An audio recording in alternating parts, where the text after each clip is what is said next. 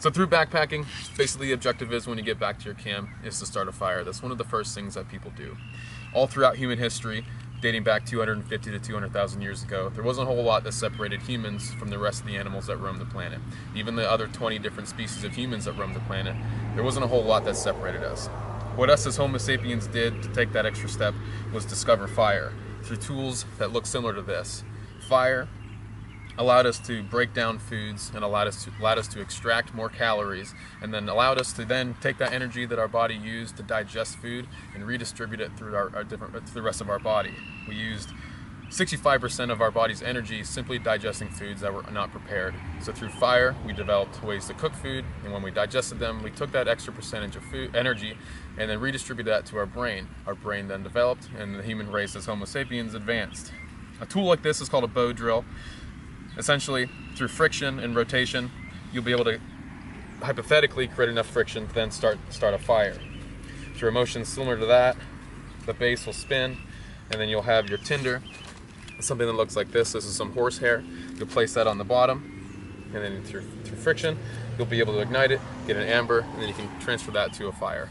Basically, what you want to do is you'll place it underneath the platform, and you kind of want to cup it up so it retains a little bit of the heat.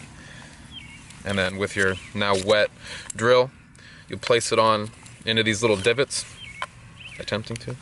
And you want to put your foot on the platform to get a little bit of control with it. And then this is basically the process that you'll have to do. And through enough friction, you'll create enough energy and enough heat, or you'll catch the embers or the horsehair on fire. 2,000 years later.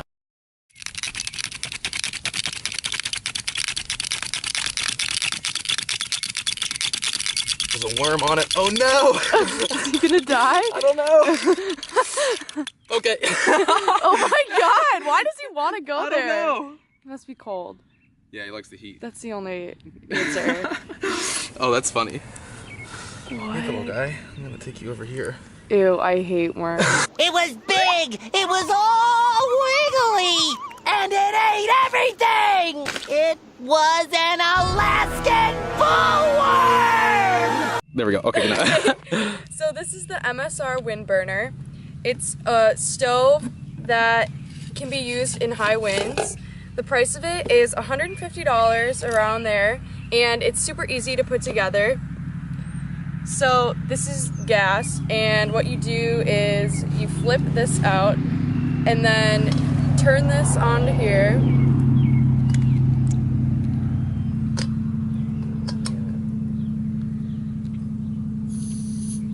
You'll hear the gas come out a little bit, and then with this knob it says how much gas can come out, and then you light it. You have to turn it a little bit. Yeah, keep going.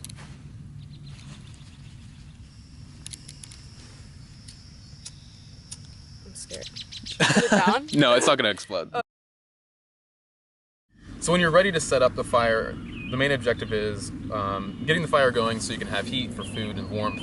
But a big problem, and a lot of people don't realize this, is almost as important as how you start the fire is where you start the fire.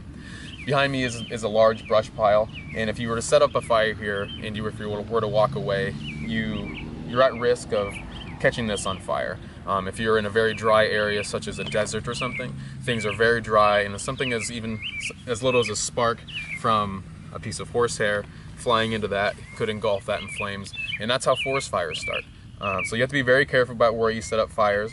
Make sure you have a barrier between you and something that you don't want to catch on fire, such as rocks or dirt. And it's nice to have something like this full of water if you're not using it, just in case a fire were to spread. Or keep in mind that dirt is also an excellent way to extinguish a fire. So if you have a shovel or a trowel or something and you don't have any water accessible, you can dig it into the ground and you can throw it on the fire, and that's a way to extinguish a fire.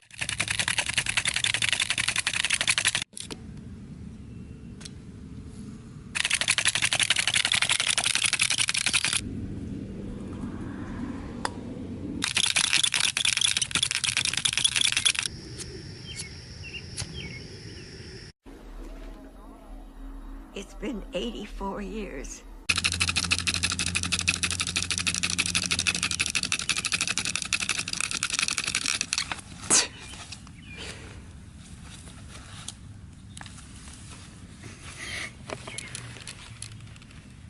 Yay!